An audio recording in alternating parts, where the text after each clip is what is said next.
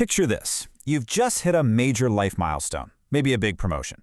You walk into a beautifully lit Rolex boutique, credit card practically burning a hole in your pocket, and the display cases are completely empty. You ask to buy a watch, and you get that polite smile and the dreaded response, "Sorry, we have a waiting list." It's kind of like trying to buy a unicorn, right? It's incredibly frustrating when you're literally standing right there, begging to hand over thousands of dollars.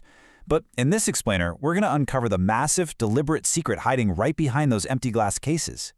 Which brings us to the million-dollar question: why are the showcases empty?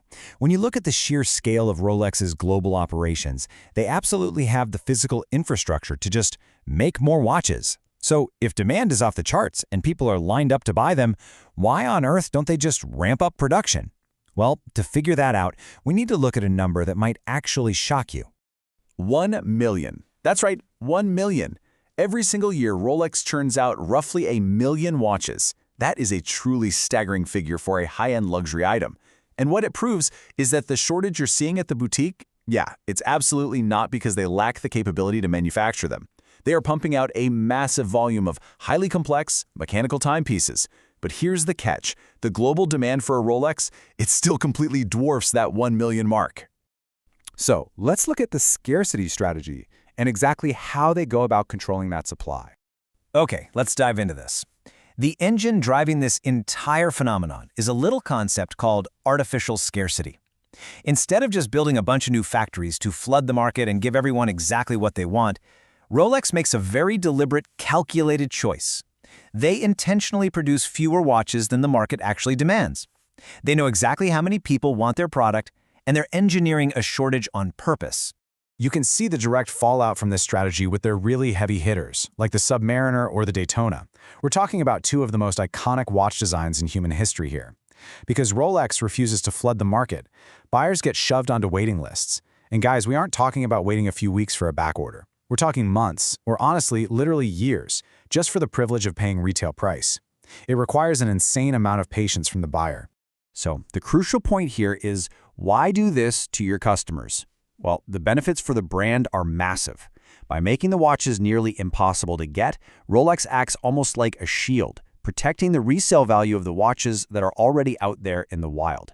When you do finally get one, you know it's a rock-solid asset. This completely cements their brand image.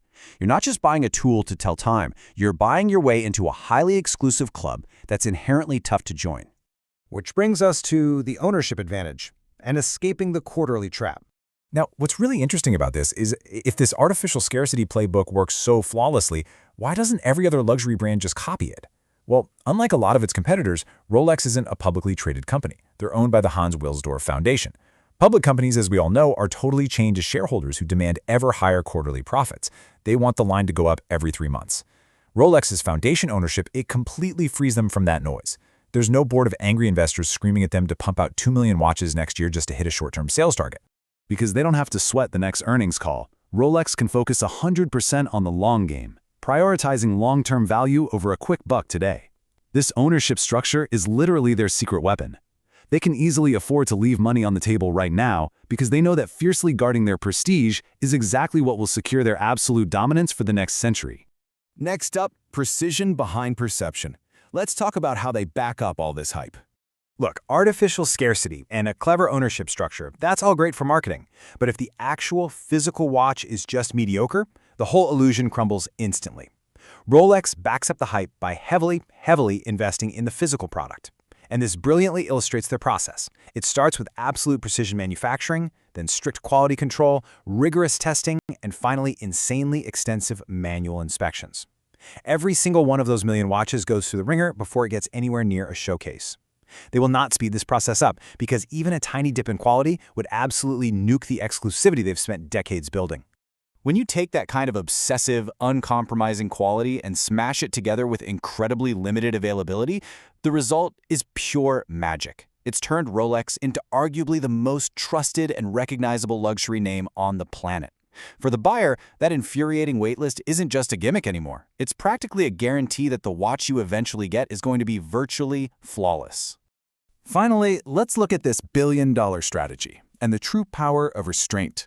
Because make no mistake here, Even though they turn away eager, paying customers literally every single day, and even though they intentionally throttle their own sales volume, Rolex still pulls in billions of dollars in annual revenue. They are still sitting pretty at the absolute top of the global watch market. They've proven this wild, almost counterintuitive concept. You do not need to satisfy every single customer to make billions. You just have to make sure your product stays the ultimate object of desire. Which leads perfectly into this quote from our source material. Controlling supply has become one of its greatest competitive advantages. I mean, wow, it's not just their manufacturing prowess that sets them apart, it's their ironclad discipline. By simply refusing to make as many watches as they possibly could, they've actually weaponized restraint to completely dominate the luxury space. So what's the big takeaway for us in this explainer? Well, it's a whole new lens for looking at the luxury world. Next time you're walking past a boutique and you see those empty display cases, or you hear someone complaining that a certain watch is impossible to get, you know the real story. You're not just seeing the result of high consumer demand, you are watching a masterclass in business strategy playing out in real time. Which leaves us with this to think about. As you navigate the world of high-end goods, whether it's watches, supercars, or designer bags, when you see that sold-out sign, are you truly looking at a supply problem? Or are you looking at a brilliantly executed brand strategy? Just something to keep in mind the next time you find yourself stuck on a waiting list. Thanks for joining me for this explainer, and remember to always look a little deeper at the mechanics behind the things we desire.